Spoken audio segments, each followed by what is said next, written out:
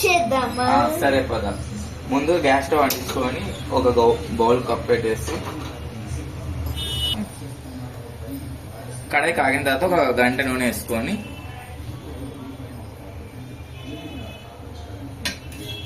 మళ్ళా పోతుంది. నూనె కాగిన తర్వాత ఆనియన్స్ వేసుకోవాలి.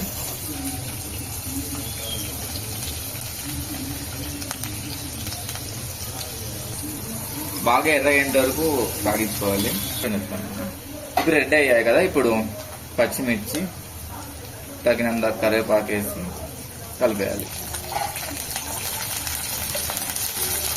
ఈ రెండు వేసిన తర్వాత పల్లి కూడా వేసేయాలి. టమాటా వేసుకోవాలి.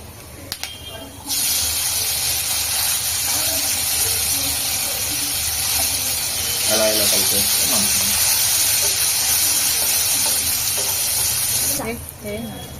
కొంచెం పసుపు లైట్గా వేసుకుందాం కలర్ కోసం. ఇంకా బొరుగులు పసుపు వేసిన తర్వాత వెంబడే ఇంకా బొరుగులు వేసేద్దాం. గ్యాస్ సిమ్ లో పెట్టుకొని బొరుగులు వేసేయండి, లేదంటే మాడిపోతాయి.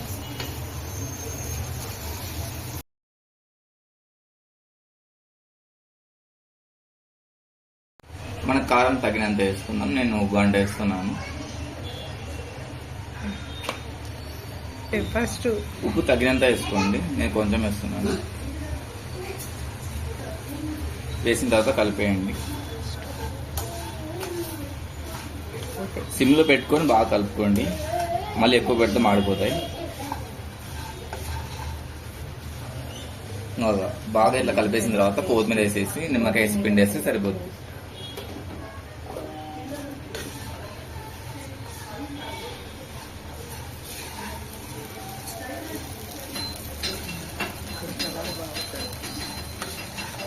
మంచి కలర్లో వస్తుంది, మంచి స్మెల్ కూడా వస్తుంది మనం చేద్దాం. స్టవ్ అయితే ఆఫ్ చేస్తాం. స్టవ్ ఇప్పుడు కలిపేసిన తర్వాత క్యాప్ మూసి స్టవ్ బంద్ చేస్తే సరిపోతుంది.